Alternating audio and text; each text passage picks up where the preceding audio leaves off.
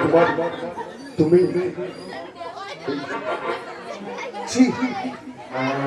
যাবো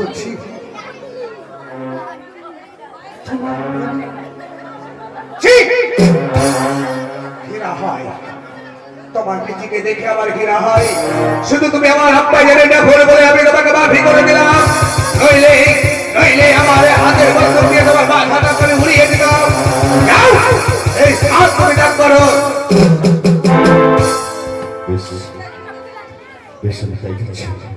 আমি তাই যাচ্ছি সহযোগিতা, আমি তাই যাচ্ছি। তবে আজকের এই কথা আমার বিরাট থাকবে।